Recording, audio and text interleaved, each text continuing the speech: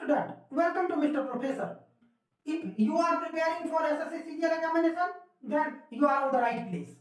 Today, I have come with another example of most important question of SSC CGL series. So, let's get started. सवाल है, किसी समकोण त्रिभुज का क्षेत्रफल A तथा समकोण बनाने वाली भुजाओं में से एक की लंबाई B हो तो कर्म पर पड़ने वाले समलंब की लंबाई क्या होगी। देखिए, सवाल तो ऐसे देखने में कॉम्प्लिकेटेड लग रहा है क्योंकि इसमें कोई डिजिट नहीं दिया हुआ है। देखिए, हम इसको सवाल को कैसे इजी बनाते हैं आपके लिए। सवाल में दिया हुआ है एक समकोण त्रिभुज है जिसका एरिया दिया हुआ है A, और समकोण बनाने वाले भुजाओं में से एक की लंबाई B दी हुई है। देखिए, समकोण बनाने वाली भुजा है, ये एक भुजा है और दूसरी ये भुजा है, एक ये भुजा है और दूसरी भुजा ये है। एक की लंबाई B दी हुई, हम इसकी मान लेते हैं B है। तो कह रहा है कि कर्ण पर पड़ने वाले समलंब की लंबाई क्या होगी। ये मान लेते हैं कर्ण पर पड़ने वाले समलंब की लंबाई P है। चलिए, जो दिया हुआ है पहले उस पर काम करते हैं। एरिया दिया हुआ है हाफ, एरिया होता है कि हाफ गुना आधार मतलब B, और ऊंचाई इसका हम मान लेते हैं H मान लेते हैं। तो देखिए H बराबर क्या हो जाएगा, H बराबर 2a बटा में B, ये हमें निकल गया। तो H का मान हमने निकाल लिया 2a बटा में B, और जब आपको हाइट निकल गई और बेस दिया हुआ है तो कर्ण की लंबाई हमें आसानी से निकल जाएगी। कर्ण की लंबाई आपको पता है आधार का स्क्वायर और प्लस ऊंचाई का स्क्वायर का अंडर रूट करना पड़ता है। तो हमें कर्ण निकल गया p square plus b square पर अंडर रूट 2a बटा में b का होल स्क्वायर, अब प्लस ये b है, b स्क्वायर पर अंडर रूट। हमें निकल गया कर्ण की लंबाई। कर्ण की लंबाई निकल गई, ऊंचाई निकल गई और आधार निकल गया। तो हमें निकालना है ये p। कर्ण पर पड़ने वाले समलंब की लंबाई क्या होगी। कर्ण पर पड़ने वाले समलंब की लंबाई निकालने के लिए इस त्रिभुज का क्षेत्रफल निकालते हैं पहले दोबारा। क्षेत्रफल इज इक्वल टू हाफ गुना आधार, आधार अब की बार हम इसको मान लेते हैं कर्ण वाले पार्ट को, और ऊंचाई ये वाला काउंट करते हैं।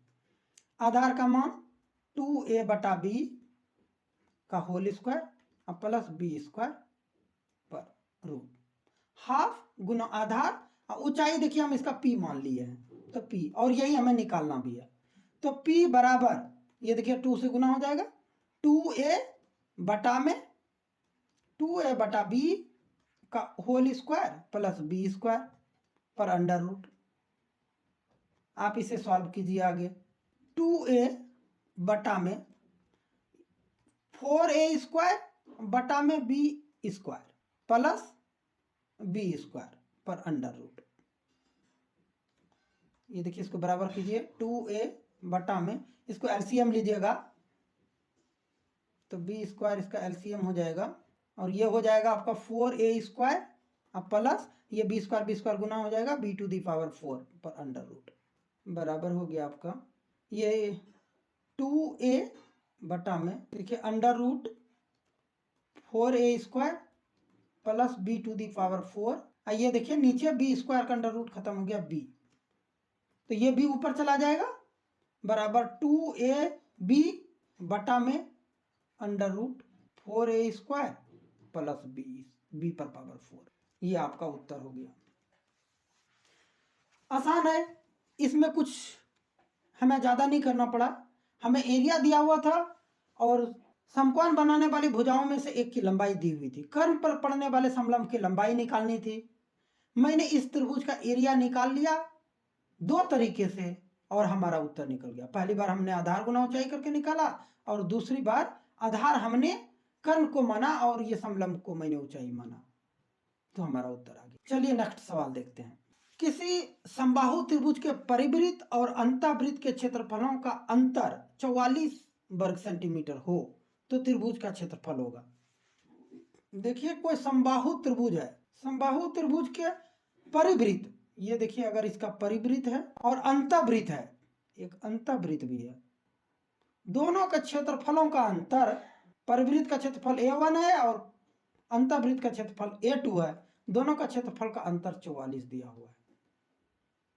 देखिए दोनों को हम निकाल लेते हैं, जो दिया हुआ है उस पर काम करते हैं। मान लेते हैं ये समबाहु त्रिभुज की भुजा ए है, हमें निकालना है कि त्रिभुज का क्षेत्रफल। तो त्रिभुज समबाहु त्रिभुज का क्षेत्रफल कितना होता है, √3/4 इंटू ए स्क्वायर, ये हमें निकालना है। हम पहले इसकी भुजा को हम ए मान लिए और जो दिया हुआ है इस पर काम करते हैं। दिया हुआ है हमें परिवृत्त का क्षेत्रफल माइनस अंतःवृत्त का क्षेत्रफल इज इक्वल टू 44। परिवृत्त का क्षेत्रफल होगा पाई आर स्क्वायर।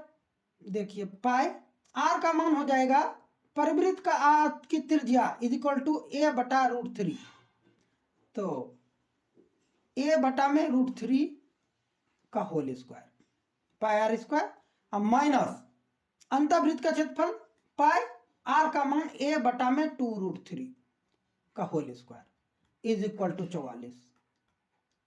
इसको आगे सॉल्व करते हैं, पाई दोनों तरफ से कॉमन आ जाएगा, a/√3 का होल स्क्वायर माइनस a/2√3 का whole square is equal to 44। Pi का मान 22/7, a स्क्वायर बटा में 3 माइनस a स्क्वायर बटे 2 दूनी 4 या 12 स्क्वायर रूट खत्म हो जाएगा इज इक्वल टू 44। ये देखिए 22 से कट जाएगा, 22 दूनी 44 और ये 7 दूनी 14 उधर चला जाएगा। इस दोनों का एलसीएम ले लेंगे 12, तो 4a square minus a square is equal to 14। 3a square बटा में 12 इज इक्वल टू 14। ये देखिए 3 से कट जाएगा 4 बार में, ए स्क्वायर बराबर हमें निकल गया 14 गुना 4। हमें ए स्क्वायर निकल गया और हमें निकालना क्या था, √3/4 स्क्वायर। त्रिभुज का क्षेत्रफल निकालना था। त्रिभुज का क्षेत्रफल कितना, √3/4, ए स्क्वायर का मान जो हमने निकाल के रखे 56 गुना कर देंगे 4 से ये कट जाएगा बराबर 14√3। ये आपका उत्तर हो गया। तो इसमें जो हमने फार्मूला का इस्तेमाल किया एक बार उसको रिकैप कर लेते हैं। समबाहु त्रिभुज के अंतःवृत्त का क्षेत्रफल, अगर कोई समबाहु त्रिभुज है, समबाहु त्रिभुज की भुजा अगर ए है, अगर कोई समबाहु त्रिभुज है तो उसके अंतःवृत्त का त्रिज्या r is equal to a/2√3। और मैंने कौन सा फॉर्मूला इस्तेमाल किया, त्रिभुज का क्षेत्रफल। देखिए त्रिभुज का जो क्षेत्रफल होता है जनरली हमें लगाते हैं हाफ गुना आधार गुना ऊंचाई। स्टूडेंट को पता होता है कि ये समकोण त्रिभुज का क्षेत्रफल का फॉर्मूला होता है हाफ गुना आधार गुना ऊंचाई, लेकिन ऐसा नहीं है। त्रिभुज का क्षेत्रफल हाफ गुना आधार गुना ऊंचाई ये यूनिवर्सल फॉर्मूला है, ये किसी भी त्रिभुज पर अप्लाई किया जा सकता है। जैसे देखिए अगर कोई समकोण त्रिभुज है और ये आपका आधार है और ये अगर ऊंचाई है तो इसका क्षेत्रफल होगा हाफ गुना आधार गुना ऊंचाई। अगर कोई समबाहु त्रिभुज है तो इसका भी हमें क्षेत्रफल निकाल सकते हैं इसी फॉर्मूला से, हाफ गुना आधार। देखिए ये हम आधार मान लिए और इसका ऊंचाई अगर यदि हमें दिया रहेगा ये, तो हाफ गुना आधार और गुना ऊंचाई आज, तो हमें समबाहु त्रिभुज का भी क्षेत्रफल इस फॉर्मूले से निकल जाएगा। अगर कोई ऑब्ट्यूज एंगल ट्रायंगल या अधिक कोण त्रिभुज है,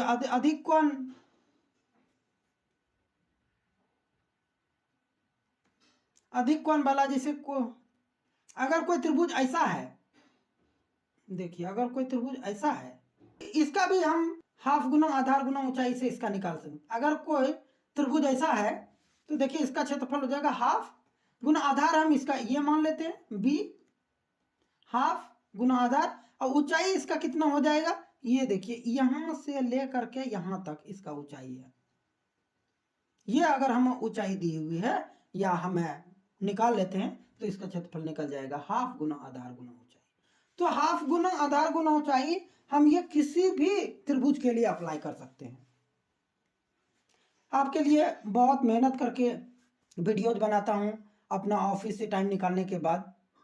तो अगर आपको मेरा पढ़ाने का तरीका पसंद आ रहा है तो वीडियो को लाइक और चैनल को सब्सक्राइब जरूर करें, इससे हमें मोटिवेशन मिलता है अगर आप लाइक करते हैं तो।